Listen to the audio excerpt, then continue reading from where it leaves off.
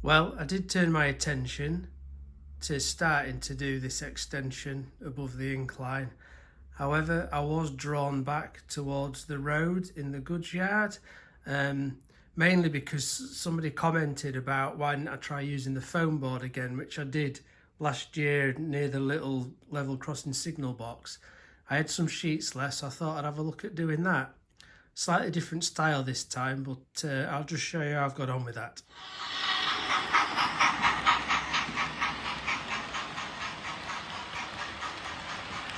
So I have been mulling over some of the ideas and feedback around this area, and one of the ones which I've been looking at was about potentially having one of the buildings as like an added on reception area.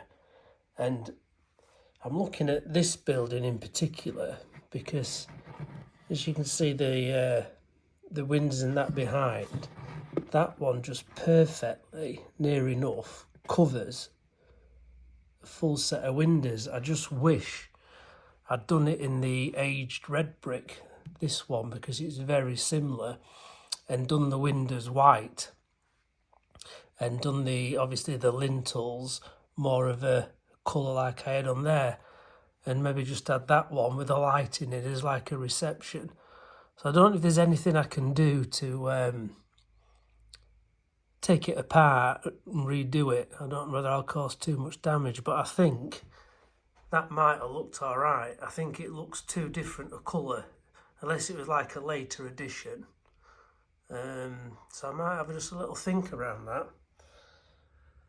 I've had lots of different ideas around potentially what I could do for the road surface after my failed DIY attempt. Some good suggestions which I could look at. Now, one of them, and I'd not even contemplated it really, but if you remember a while ago last year, I made my own cobblestones in this small area. It's quite laborious, it took some doing, but I made them out of that foam board. So that could be a potential as well.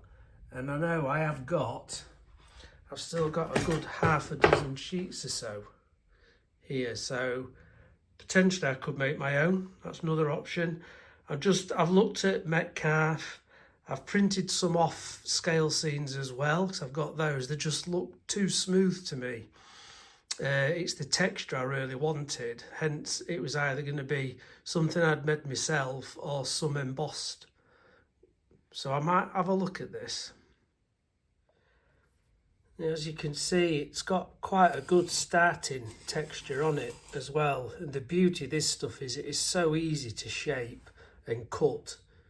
It cuts like a knife through butter, really, as long as you've got a sharp blade. So I could really shape it around the areas I need to. So it's probably got some mileage to it. So thank you for reminding me that I'd done that.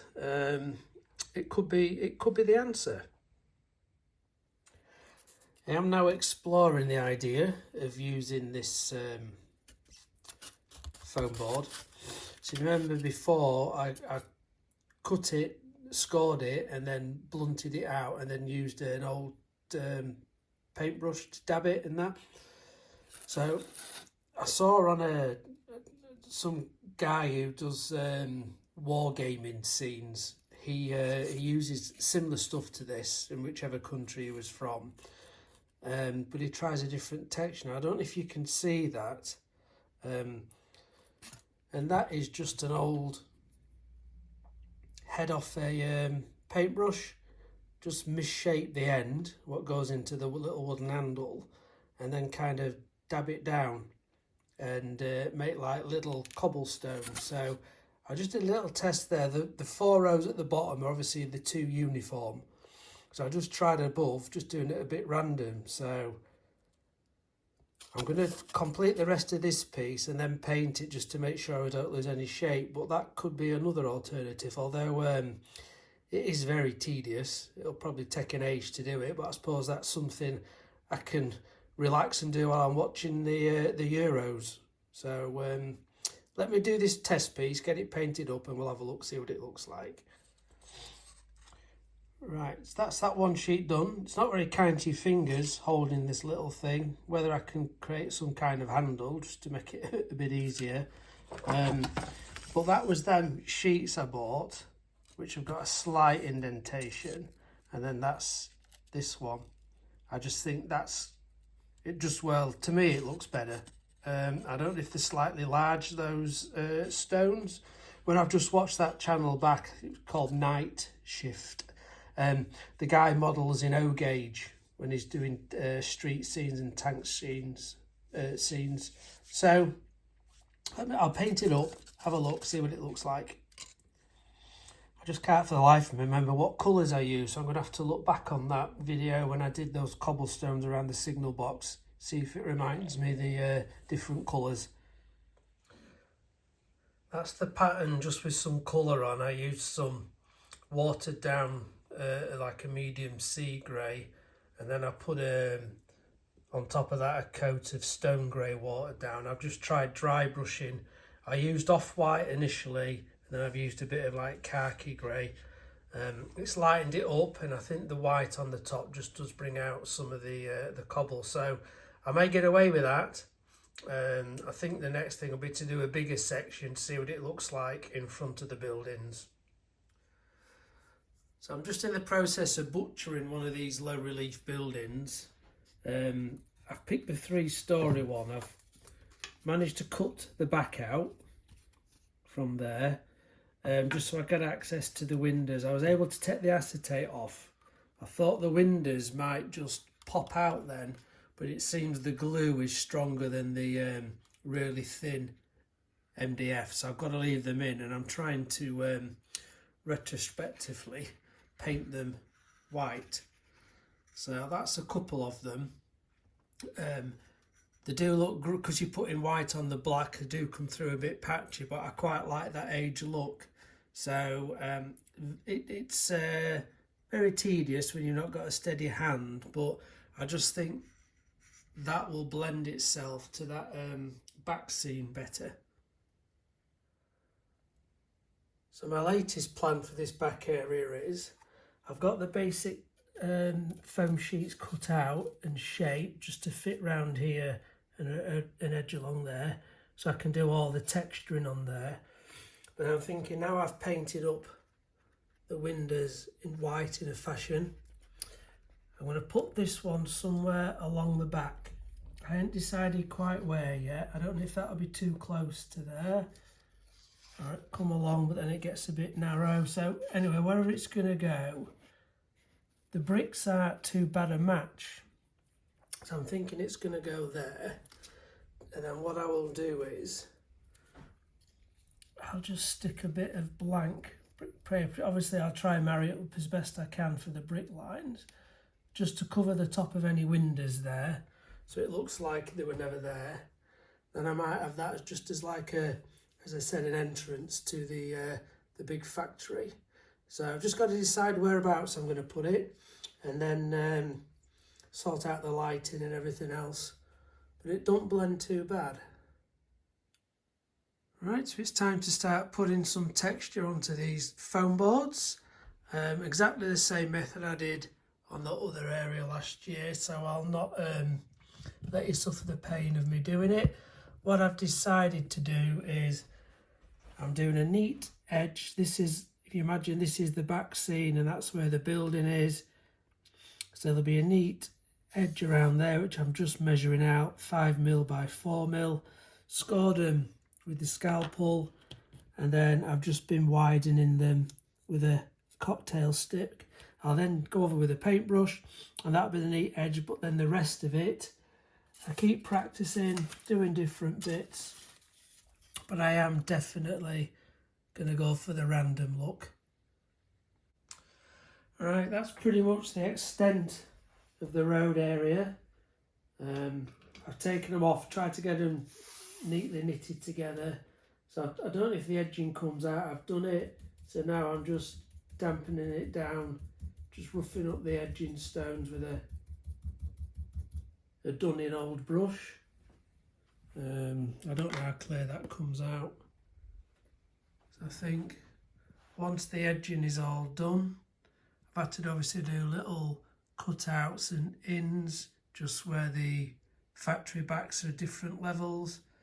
That's where that front's going to go. Then I can start and doing the random bit, which, judging by the size and the size of the small little brush end I've got, could take quite a while.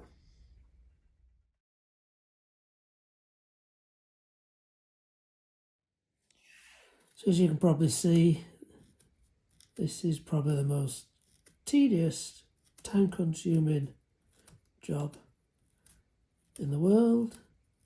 Absolutely kills your fingers, but if it gives me the effect and the texture I'm looking for, then hopefully this pain will be worthwhile. I shall continue and see how long it takes. It's not pretty, but I've just drilled into it using my little pin vise, and if nothing else, it's easier on the fingers, so hopefully it might speed it up a little bit.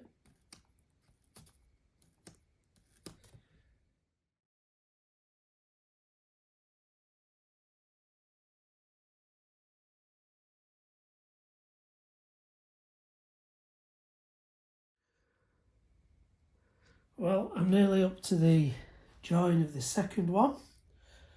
4 in total. I wouldn't recommend doing this unless you've got absolutely oodles of time on your hand and you're totally bored. Takes forever. I wish I'd done like my other cobbles. I probably should have just scored the lines. I know it'd have been neater, but it'd have been a damn sight quicker. Anyway, 2 boards done, 2 to go. The only good news is these get really narrow now, so they should be a lot quicker than the beginning part, but yeah, it's not fun. Not fun at all.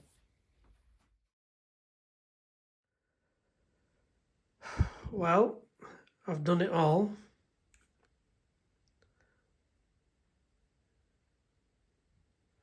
All the way along.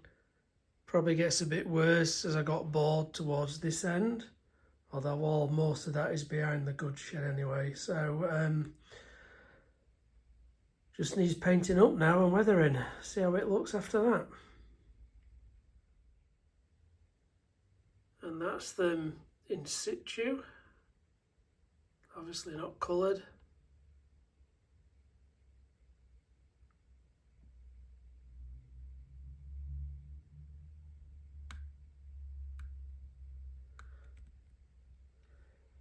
And then, as I say, I'm hoping that will sit in there nicely and just blank them windows out like so. So this cobblestones has had its first coat now. Tried to make it really patchy.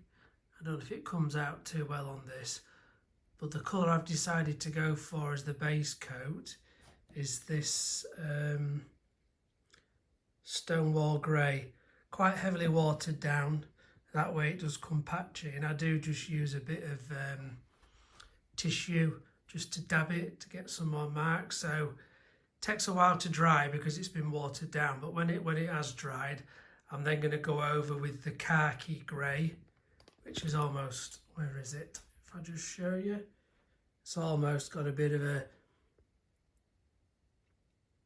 greeny browny tinge to it. So I'll dry brush that, and then I will use some this one, some just off-white as well for the final touches.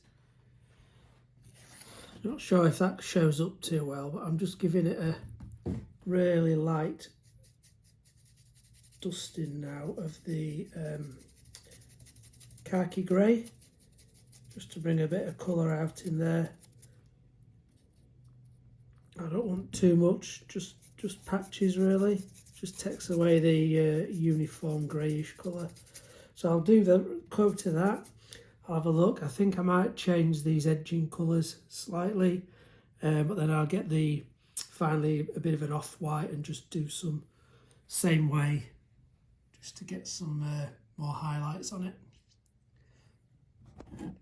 But that's with the khaki grey on, and obviously that's without. So in my usual Andy impatient phase, I've glued this walling on because I wanted to see what it looks like and the positioning, which I'm happy with. Obviously not the cleverest thing to do because it is quite fragile. It's going to get knocked because I'm working over there. So what I'm probably going to do is just temporarily fix that on there to try and protect it best I can. You know, I should just wait, but impatient, I wanted to get it on there. Right, love it or loathe it. That is the road I'm going with. It's had its first coat of dry brushing. What I think I'm going to do now is actually get it in situ, get it glued down. Not sure what I'm going to glue it with yet. I thought about the sticky-sided, double-sided tape. There's absolutely no forgiveness in that if I get it wrong first time I've had it. So that's part of me's thinking maybe Copydex, get it down and get it weighted, and then I'll start doing the remainder of the weathering, particularly around where the edges are, touch the buildings and some road marks where the trucks have been going up and down. Then once all that's done, I can build up this area and get the rest of this bit of scenery done. So now the road's in place, the buildings against that back scene and the goods shed is there. I can start to do the scenics now, all in and around the tracks. Get the fencing done, and then we'll move on to the brewery wall without fear of knocking it and breaking it off.